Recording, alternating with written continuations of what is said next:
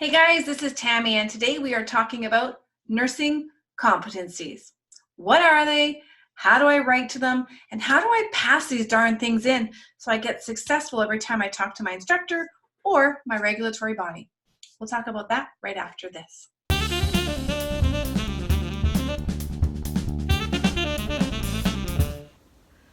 Welcome back. My name is Tammy and this is Nurse Minder, and on this channel we do everything nursing. So if you're new here, consider subscribing below so that you get the next video when it's released. All right, ladies and gentlemen, we are talking about CARNA competencies today. I'm from Alberta, so we call them CARNA. You might be BC, Saskatchewan, maybe you're from the States.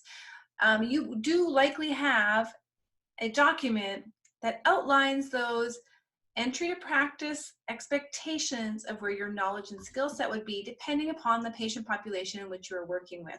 And we call those competencies. Now, sometimes you are introduced to them first when you're in school.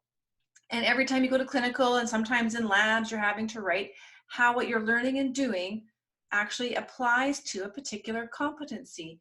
And so these are just kind of like overarching principles that there's an expectation that we have an awareness of, and if we don't know the skill or the competency itself, that we know how to access the content, right? So it looks at lifespan, it looks at all different populations, it's evidence-based. We are also looking at not just the patient, but families and groups of people and society as a whole.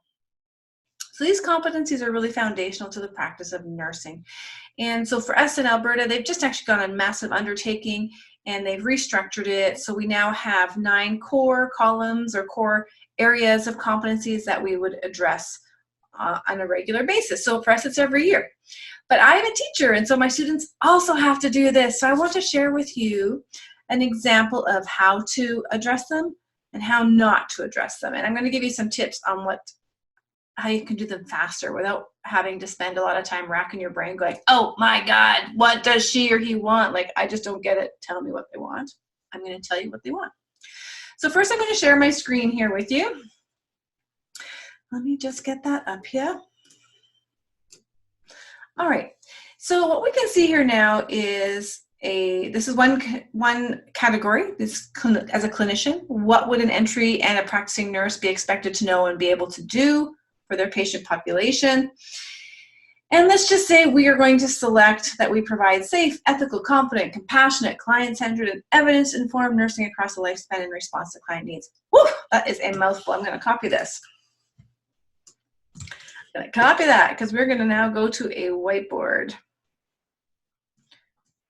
Competent, compassionate, client-centered, and evidence-informed nursing across the lifespan and for their needs. Now, here's the evidence I will get that I do not want you to put. I provided safe care for my patient.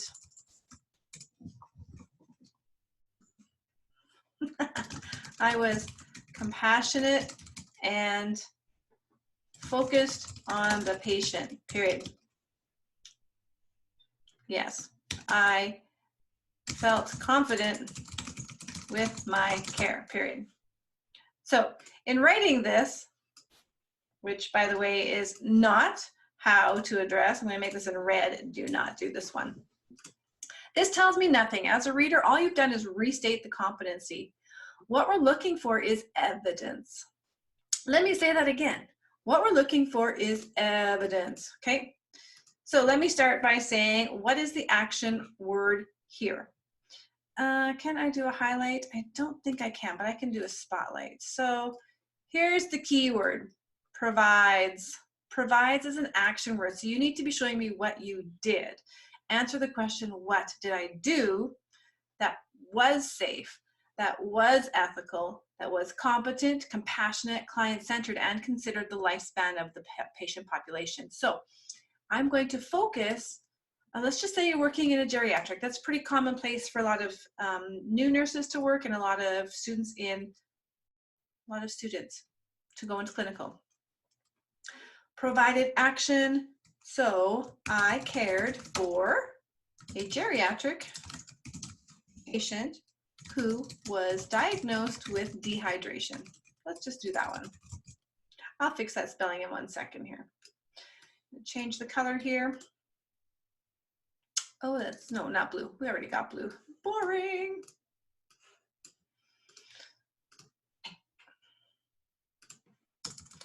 Dehydration. Okay, so this is telling me I have a lifespan, I have a geriatric population, I have a diagnosis, which situates my mindset as the reader as to what potentially I might be dealing with. Okay, I now know a few things, but what did I do about that patient? The patient's, okay, no, wait, let's do it this way. While assessing their IV, I noted it was not infusing. Ah, there's a problemo. After troubleshooting, I determined, part of my evidence base, the IV was interstitial and it was removed. Period. So we got some evidence base, we have some critical thinking happening here, and this is compassionate. You do not want to leave in that IV if it's interstitial and it is not infusing. Okay, so what else did I do? Okay, let's move on. With this, I used, what else would you use to help with an IV that's interstitial? A warm compress to help reduce the swelling. Evidence-based informs action, okay? It is compassionate at the same time because you do not want them to suffer in pain. Now, client-centered, absolutely, we're focused on the patient. Ethical and safe, yes and yes. There's no ethical dilemma here. I suppose if you had left it in, I would have an ethical dilemma about your practice. Okay, so we're focusing on this part. Let's just up the ante a little bit more and say that the patient was confused and unable to state where they were. This is different than the morning assessment. I spoke with daughter who said this is the first time patient has been confused. Okay, so I have another problem here that's potentially related to dehydration. Okay, may not be, could be something else, maybe an infection happening or something. We are talking about dehydration and we're going to connect this to dehydration now. I talked to the doctor and received an order for an HDC. And for those who don't know HDC, hypodermoclysis, I have a video on that as well. And so this is addressing the patient's need to still be treated for dehydration. So this is competency. Collaboration, so it's compassionate, we're not just ignoring them. We're going to return and come back with an HDC instead of an IV because the HDC can stay in longer and deliver the amount of fluids. And we want to make sure that they're not continuing down this negative spiral. This is how you answer a competency. Did I demonstrate that I provided care? Absolutely. Was it safe care? Yes. Was it ethical? Yes. I didn't ignore the problem. Competent? Absolutely. Compassionate? Yes. Client-centered. Oh, we could actually add here for compassionate that the patient was reassured that they did not do anything wrong after she stated, "I am so sorry, dear, for causing you this work." Okay. All right, so that's how you answer a competency. Let's do another one. I'm going to get rid of this. Okay, I'm coming back over to my second screen. I'm just going to grab one. I'm going to pick a different column. I can share that screen with you. Let's do a new share. I'm going to go down into, let's see, professional. All right, a lot of people pick these. They're pretty easy to do, they think. Demonstrates accountability, accepts responsibility, seeks assistance necessary for decisions. Well, let's do one of these because they look easy, but often people don't give data. And that's what I want you to really focus on is data. So let's just pick 2.2. What does this one say? I know I got a little bit extra there. Let me just fix that out. And it's always good to put the number in here. I don't think I did that with the last one, but just to make sure we do that. 2.2, demonstrates a professional presence and confidence, honesty, integrity, and respect in all interactions. Perfect. Good. Now let's talk about what most people put down.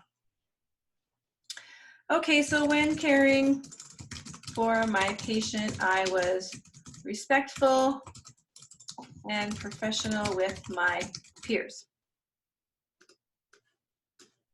I'm gonna make that in red because I don't like it. No, this, I'm gonna be blunt, this sucks. When you restate the competency, you haven't met the competency, and that's an important thing to recognize. So let's write this one out. What would this look like? Okay, the verb is demonstrate. So again, this is another action word. So I need to give evidence that I have done something. Not that I've thought about it, not that I can reword it, but that I've actually physically done something. And what is it I'm looking to do? Have a professional presence, confidence, honesty, integrity, and respect in all interactions. Now here's the kicker.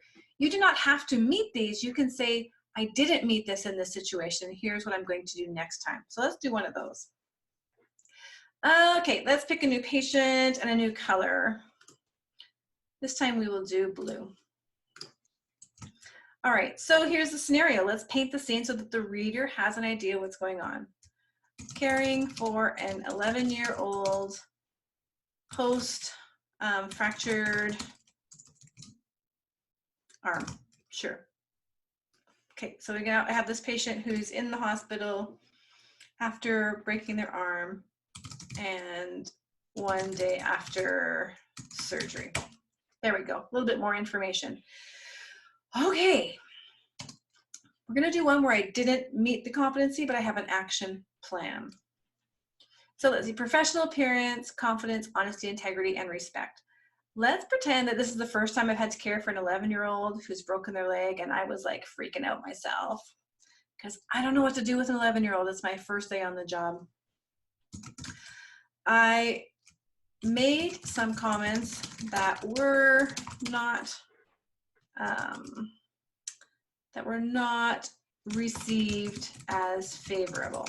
I stated, guess you won't be riding your bike like a maniac again, will you? The patient, I can't spell. The patient's family was upset with me because the child had only just learned how to ride and was proud of his accomplishment.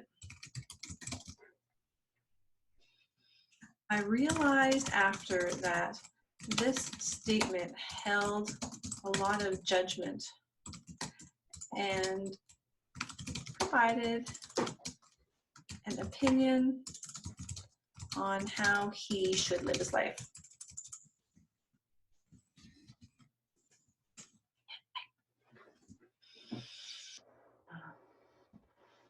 I was not feeling very confident about how to care for this child and covered it up with judgment. I recognize now that statements of opinion should be kept to myself, and I need to stick to the facts. What I could have said, what I could have said differently is, since this happened while riding your bike, what will you do differently to prevent this from happening again? This statement would allow the patient to identify reasonable options going forward without feeling pressure to do what the nurse said. I recognize that as a nurse, I hold a lot of power in relationships, and I need to be mindful, period. Okay, so I'm honest with myself in this reflection. I'm reflecting back on what happened. I wasn't quite, I didn't have good integrity in it. I'm recognizing that I need to be better at that, and my respect was certainly not there because I was judging. So this example gives me evidence of doing, gives me evidence of what you said, what the impact was, and what you're going to do better next time. Bonus! This is how you deal with competencies, guys. So let's just do one more. I recognize that the typing, we'll just go with that. We'll just go with that. Okay, let's go back to sharing my other screen because I want you to see what I'm picking. It's like playing bingo. Let's see where we're going next, shall we? Okay, Communicator. Let's just randomly pick number. I don't know what ICT is, so I'm not going to use that one. Okay, conflict resolution speaks to my heart. So we're going to go past because I could just talk about that one all day. Let's do collaborator or scholar. Scholar is a bit challenging for some too. Why don't we go down to scholar? Even leader is hard for people. Advocate. Holy geez. Educator. There we go. Scholar. Uses best evidence to make informed decisions. Let's grab it. Coming back to the whiteboard. Okay, we're going to put the number in there, and this is 9.1. Okay. I'm going to tell you what not to do first. Okay. I use my patient's assessment data to tell me or to advise, to guide me in my care for the day. It helped me to plan my care. Using evidence is important as a nurse because without it, we would be lost. All right, you read that, right? This is pretty similar to stuff that I get as a teacher. Like, this is no joke. People restate it, and then they give me some other sentence that makes it sound like they've done something. It says nothing. Okay, so let's look at how we can address this one. Uses, action word, best evidence. I need to talk about evidence to make informed decisions. I need to show that it helped me make a decision. Or I missed making a decision, and what's my action plan? So I think sometimes the confusion is with the competency, you have to pick one that you've met, that you've done really good. And that's not the case. You can even do it partially good. So let's do a partially good one here with an action plan, okay? Because we always want to be looking at how I can get better. All right, uses best evidence to make informed decisions. Last night, when working with one staff member absent, so we're short-staffed, I could have said that differently. I recognize that. You get the gist. Let's just change the color here. Okay, last night we're working with one staff member absent. We had only 3 nurses to care for 32 patients. Ridiculous. I know there's other places who work in worse conditions. With no support available, we needed to devise a plan to ensure patient safety was met. We decided that only one nurse would take a break at a time, and we did not communicate well, as we ended up with 2 nurses on a break at the same time. One was off the unit and the other had to be called back. So we talked about it, but we didn't follow through. And I could do, actually, let me give a little bit more information. And they would happen at, let's say we're doing the late shift, 2 a.m., 3 a.m., and 4 a.m. And we did not communicate well when the first break happened because we ended up with 2 nurses on break at the same time. that's a lot more information. It gives me a whole different picture, right? So what's the result of this? We ended up, okay, the nurse who was supposed to go on break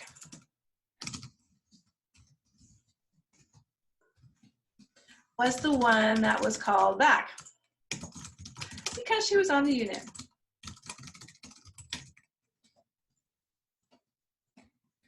As a result, she did not get time to finish her break and needed to apply for overtime. All right, so we're showing that best evidence. Okay, we need to talk about best evidence still. We know that nurses who are tired and fatigued and maybe a little upset are more likely to make errors. And this did not happen on our shift, but we were at higher risk. There's an impact. We made a decision, we did not communicate it very well, and here's why we made that decision, and here's what could have happened. This gives me data, okay? Now you can do these point form. You don't have to make a paragraph. You can certainly do this point form. Let's try that here. Let's see, working short-staffed, only 3 nurses instead of 4. Just stretch that out.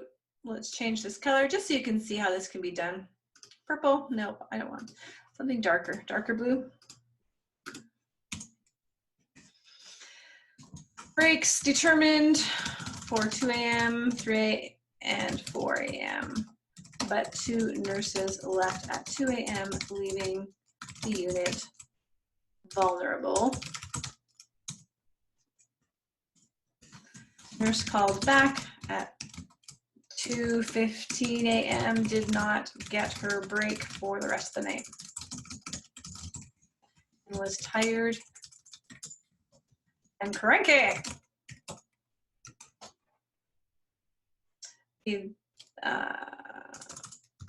Risk factors for errors. We reviewed our communication plan and found our errors and found the error,